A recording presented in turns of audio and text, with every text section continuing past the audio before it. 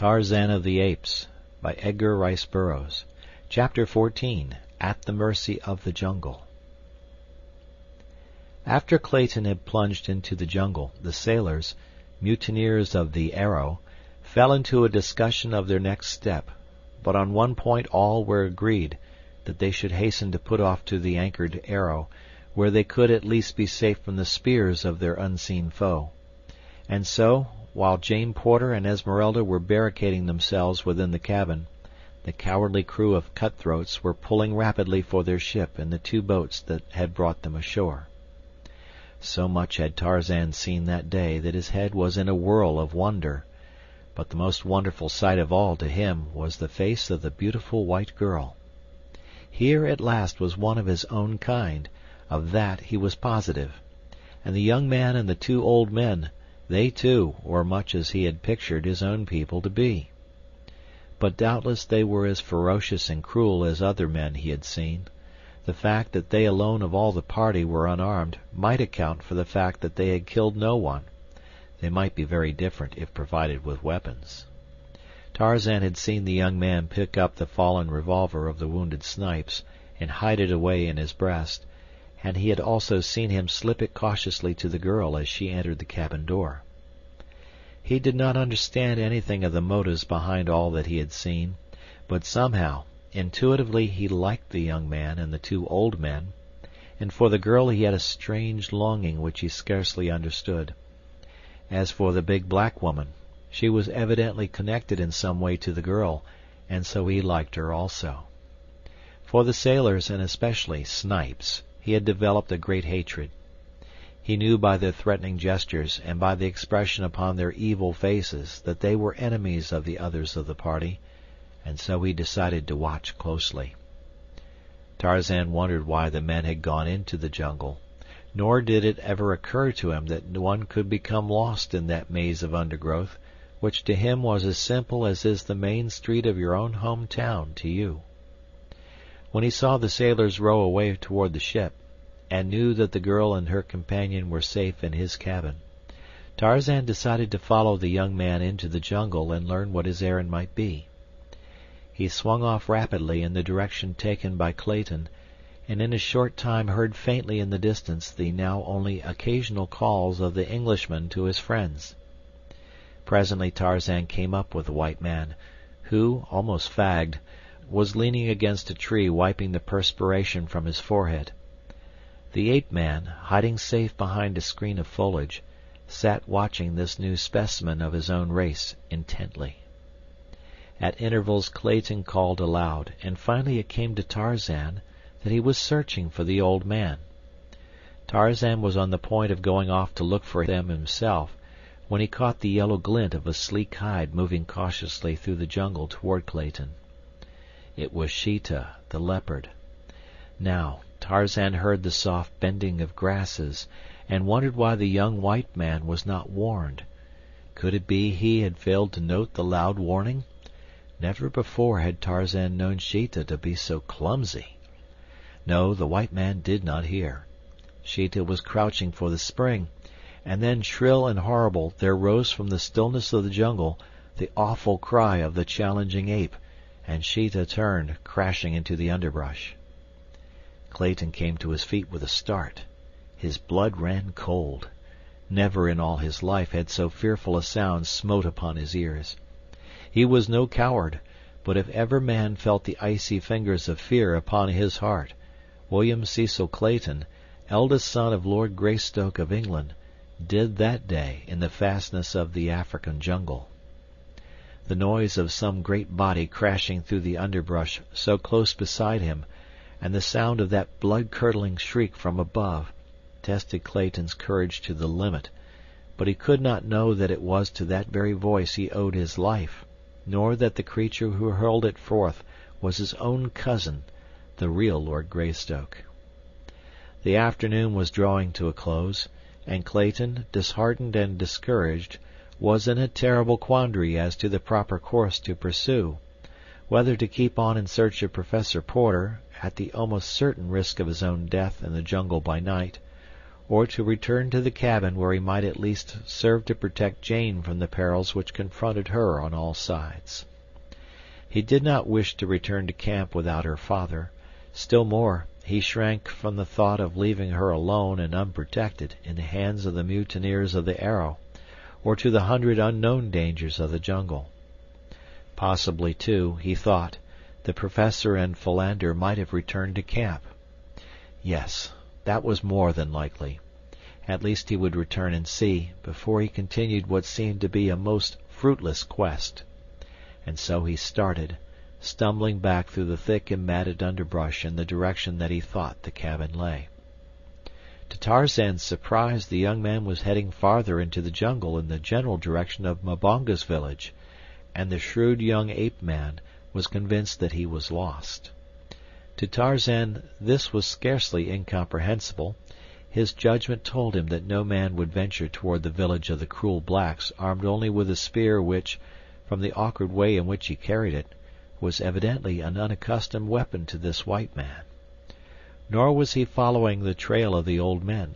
That they had crossed and left long since, though it had been fresh and plain before Tarzan's eyes. Tarzan was perplexed. The fierce jungle would make easy prey of this unprotected stranger in a very short time if he were not guided quickly to the beach. Yes, there was Numa, the lion, even now, stalking the white man a dozen paces to the right. Clayton heard the great body paralleling his course, and now there rose upon the evening air the beast's thunderous roar. The man stopped with upraised spear and faced the brush from which issued the awful sound. The shadows were deepening. Darkness was settling in. God! To die here alone, beneath the fangs of wild beasts, to be torn and rended, to feel the hot breath of the brute on his face as the great paw crushed down on his breast. For a moment all was still. Clayton stood rigid, with raised spear. Presently a faint rustling of the bush apprised him of the stealthy creeping of the thing behind. It was gathering for the spring. At last he saw it, not 20 feet away, the long, lithe, muscular body and tawny head of a huge black-maned lion. The beast was upon its belly, moving forward very slowly. As its eyes met Clayton's it stopped, and deliberately, cautiously gathered its hind quarters behind it. In agony the man watched, fearful to launch his spear, powerless to fly. He heard a noise in the tree above him. Some new danger, he thought, but he dared not take his eyes from the yellow-green orbs before him. There was a sharp twang, as of a broken banjo string, and at the same instant an arrow appeared in the yellow hide of the crouching lion. With a roar of pain and anger, the beast sprang, but somehow Clayton stumbled to one side, and as he turned again to face the infuriated king of beasts, he was appalled at the sight which confronted him. Almost simultaneously with the lion's turning to renew the attack, a half-naked giant dropped from the tree above squarely on the brute's back. With lightning speed, an arm that was banded layers of iron muscle encircled the huge neck, and the great beast was raised from behind, roaring and pawing the air, raised as easily as Clayton would have lifted a pet dog. The scene he witnessed there in the twilight depths of the African jungle was burned forever into the Englishman's brain. The man before him was the embodiment of physical perfection and giant strength, yet it was not upon these he depended in his battle with the great cat, for mighty as were his muscles, they were as nothing by comparison with Numa's. To his agility, to his brain and to his long keen knife he owed his supremacy. His right arm encircled the lion's neck, while the left hand plunged the knife time and again into the unprotected side behind the left shoulder. The infuriated beast pulled up and backwards until he stood upon his hind legs, struggled impotently in this unnatural position. Had the battle been of a few seconds longer duration, the outcome might have been different, but it was all accomplished so quickly that the lion had scarce time to recover from the confusion of its surprise ere it sank lifeless to the ground. Then the strange figure which had vanquished it stood erect upon the carcass, and throwing back the wild and handsome head, gave out the fearsome cry which a few moments earlier had so startled Clayton. Before him he saw the figure of a young man, naked except for a loincloth and a few barbaric ornaments about his arms and legs, on the breast a priceless diamond locket gleaming against a smooth, brown skin. The hunting knife had been returned to its homely sheath, and the man was gathering up his bow and quiver from where he had tossed them when he leaped to attack the lion.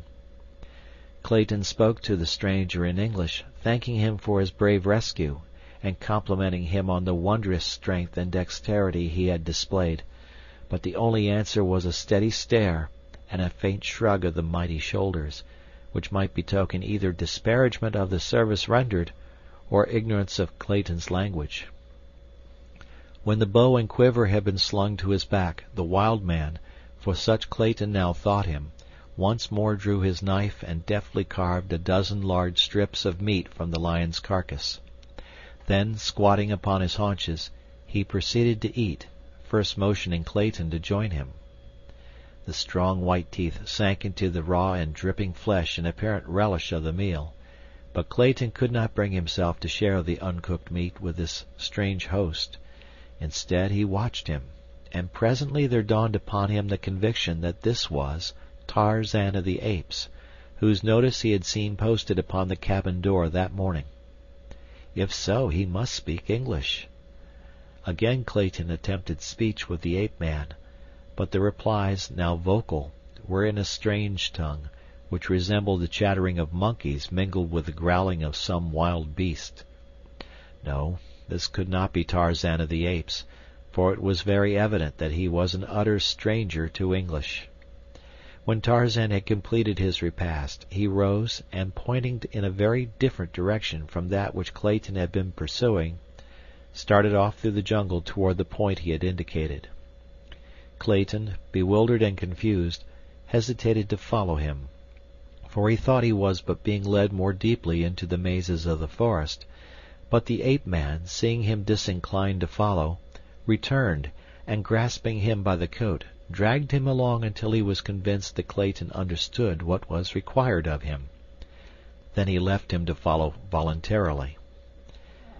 The Englishman, finally concluding that he was a prisoner, saw no alternative open but to accompany his captor, and thus they traveled slowly through the jungle while the sable mantle of the impenetrable forest night fell about them, and the stealthy footfalls of padded claws mingled with the breaking of twigs, and the wild calls of the savage life that Clayton felt closing in upon him. Suddenly Clayton heard the faint report of a firearm, a single shot, and then silence. In the cabin by the beach, two thoroughly terrified women clung to each other as they crouched upon the low bench in the gathering darkness. The negress sobbed hysterically, bemoaning the evil day that had witnessed her departure from her dear Maryland, while the white girl, dry-eyed and outwardly calm, was torn by inward fears and forebodings. She feared not more for herself than for the three men whom she knew to be wandering in the abysmal depths of the savage jungle, from which she now heard issuing the almost incessant shrieks and roars, barkings and growlings of its terrifying and fearsome denizens as they sought their prey. And now there came the sound of a heavy body brushing against the side of the cabin. She could hear the great padded paws upon the ground outside. For an instant all was silence. Even the bedlam of the forest died to a faint murmur. Then she distinctly heard the beast outside sniffing at the door, not 2 feet from where she crouched. Instinctively the girl shuddered and shrank closer to the black woman. "Hush," she whispered. "Hush, Esmeralda," for the woman's sobs and groans seemed to have attracted the thing that stalked there just beyond the thin wall. A gentle scratching sound was heard on the door. The brute tried to force an entrance, but presently this ceased, and again she heard the great pads creeping stealthily around the cabin. Again they stopped, beneath the window on which the terrified eyes of the girl now glued themselves. "God!" she murmured, for now, silhouetted against the moonlit sky beyond, she saw framed in the tiny square of the latticed window the head of a huge lioness. The gleaming eyes were fixed upon her in intent ferocity. "Look, Esmeralda," she whispered. "For God's sake, what shall we do? Look, quick, the window!" Esmeralda, cowering still closer to her mistress, took one frightened glance toward the little square of moonlight just as the lioness emitted a low, savage snarl. The sight that met the poor woman's eyes was too much for the already overstrung nerves. "Oh, Gaberelle!" she shrieked, and slid to the floor an inert and senseless mass. For what seemed an eternity the great brute stood with its forepaws upon the sill, glaring into the little room. Presently it tried the strength of the lattice with its great talons. The girl had almost ceased to breathe, when to her relief the head disappeared, and she heard the brute's footsteps leaving the window. But now they came to the door again, and once more the scratching commenced, this time with increasing force until the great beast was tearing at the massive panels in a perfect frenzy of eagerness to seize its defenseless victims. Could Jane have known the immense strength of that door, built piece by piece, she would have felt less fear of the lioness reaching her by this avenue. Little did John Clayton imagine when he fashioned that crude but mighty portal that one day, 20 years later, it would shield a fair American girl, then unborn, from the teeth and talons of a man-eater. For fully 20 minutes the brute alternately sniffed and tore at the door, occasionally giving voice to a wild, savage cry of baffled rage. At length, however, she gave up the attempt, and Jane heard her returning toward the window, beneath which she paused for an instant, and then launched her great weight against the time-worn lattice. The girl heard the wooden rods groan beneath the impact, but they held, and the huge body dropped back to the ground below. Again and again the lioness repeated these tactics, until finally the horrified prisoner within saw a portion of the lattice give way, and in an instant one great paw and the head of the animal were thrust within the room. Slowly the powerful neck and shoulders spread the bars apart, and the lithe body protruded farther and farther into the room. As in a trance, the girl rose, her hand upon her breast, wide eyes staring horror-stricken into the snarling face of the beast scarce 10 feet from her. At her feet lay the prostrate form of the negress. If she could but arouse her, their combined efforts might possibly avail to beat back the fierce and bloodthirsty intruder. Jane stooped to grasp the black woman by the shoulder. Roughly she shook her. "Esmeralda! Esmeralda!" she cried. "Help me, or we are lost!"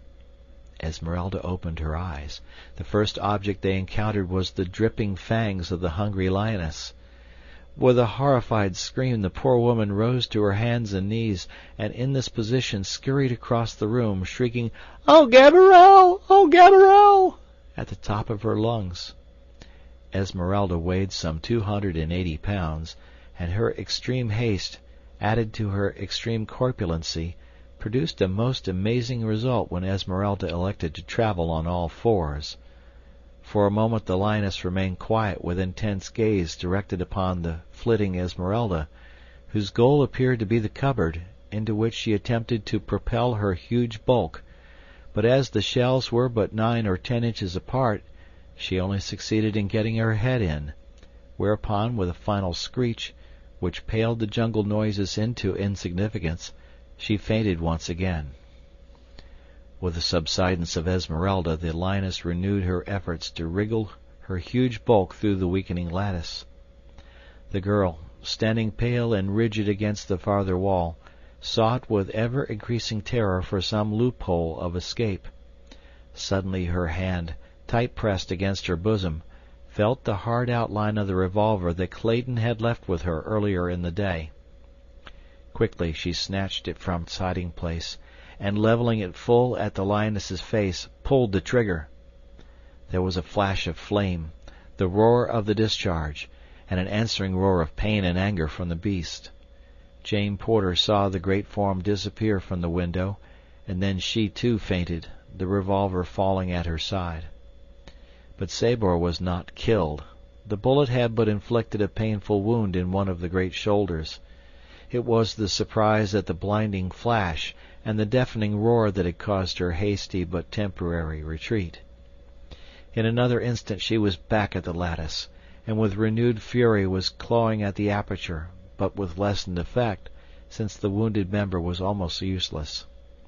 She saw her prey, the two women, lying senseless upon the floor. There was no longer any resistance to be overcome. Her meat lay before her, and Saber had only to worm her way through the lattice to claim it.